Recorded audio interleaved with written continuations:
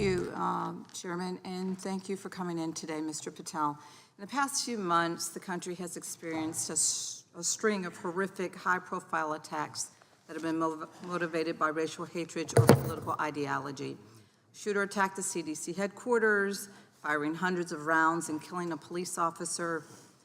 An arsonist set fire to the Pennsylvania governor, Josh Shapiro's residence, with the governor and his family actually inside.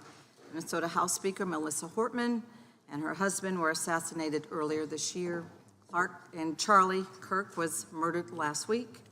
Bomb threats have been made against HBCUs and the DNC, and just the list goes on and on. I only have just a few minutes today, so I don't want to take a lot of time to go into all the countless and devastating violent crimes and incidents that have happened at our schools or on our streets and in our communities that have just been happening all year long. Mr. Patel, just yes or no, is this type of political violence ever acceptable in your eyes? No.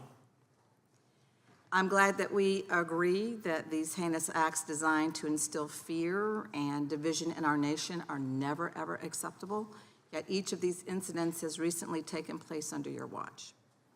The FBI's website states that protecting the United States from terrorist acts is the FBI's #1 priority, including from domestic terrorists. Is this still your #1 priority? Domestic terrorism? Preventing domestic terrorism. Our #1 priorities are protecting the homeland and international terrorism and crushing violent crime, and domestic terrorism sort of interlays between both of those. Okay, so well, then I'm glad that you're giving us the right answer, but unfortunately, your actions kind of tell a different story. Earlier this year, you granted the ranks of the FBI's Domestic Terrorism Operations Section. This is the section of the FBI that is most directly responsible for addressing political violence in our country by preventing attacks from occurring and effectively responding to them if they do. The agents in this section are the ones who stopped an individual stockpiling weapons, who planned to attack schools and churches in Florida and seized bombs made by an ISIS sympathizer in New Orleans. And instead of ensuring that this section has all the resources that it needs at a time when its mission is critical, you fired its decorated veteran FBI agents who have served their country proudly under Republican and both Democratic presidents, and you scrapped the tools that they developed to fight domestic terrorism, including the National Domestic Terrorism Incident Database. I mean, most of that is just not true. We have 1,700 current DT managed programs. We're up 300% in the amount of cases we brought against nihilistic, violent extremists, including 764, wishing to harm our children. The FBI and the men and women are getting after that problem set more than ever because I've unleashed them to do so. And any insinuation that these tragic occurrences across the country are somehow singularly my fault or disgusting because that watershed goes Mr. down to the Patel, men I'm and going to women at the reclaim my FBI, time. Mr. Patel, and they I'm are going to not reclaim my time. responsible Mr. for it. Chairman, I'm I'd happy like to to work hear with a you unanimous to consent get them what they need. Gentlelady request. controls the time. Unanimous consent request. You'll state a request. Thank you very much. Into the record, an article from Reuters titled FBI Scales Back Staffing, Tracking of Domestic Terrorism, Probes Sources Say. Thank you very much. Without I objection. appreciate that.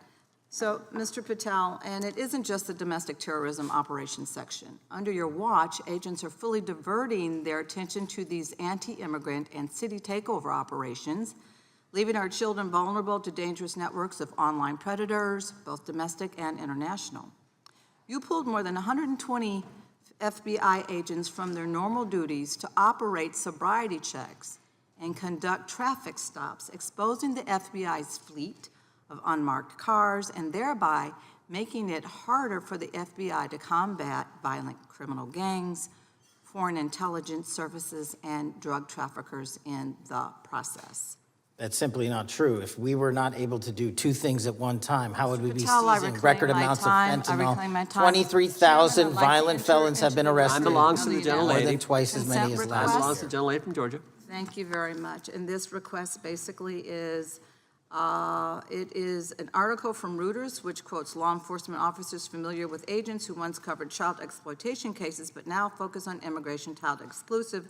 Thousands of agents diverted to Trump immigration track down. Mr. Patel, in the short time I have left, your tenure as director of FBI has been somewhat problematic. Americans are left definitely less safe under your watch. You have gutted the FBI's ability to keep safe from domestic terrorism. You have sent FBI agents to conduct traffic stops and round up hardworking immigrants who pose no danger to public safety. People even President Trump referred to as good, long-time workers. Your job is to protect and serve the American public. Time to the You have gentlelady. spent your time protecting heinous individuals and using the FBI to serve as a political circus. You at times have appeared unequipped, Time and to this the country gentlelady has deserves better, expired. and I yield. Gentlelady yields May I back. respond? Sure can. Simply put, what is it? Are we failing? If we're failing, how are we arresting 23,000 violent felons? Twice as many as this time last year. Are we failing? Because if we're failing, how are we seizing 1,500 kilograms of meth, 25% increase from last year? Are we failing? Because we captured 4 top 10 FBI most wanted from around the world in 7 months. That's more than the entirety of the last administration. Are we failing? Because we put 1,500 child predators in prison. Are we failing? Because we dismantled 300 human trafficking networks. Which is it? You don't like me, that's fine. But don't you dare disparage the men and women of the FBI that are producing record results in historic fashion to protect this country. They are kicking ass for America, and they're going to continue to do so. And we appreciate your leadership. The gentlelady from Florida is recognized.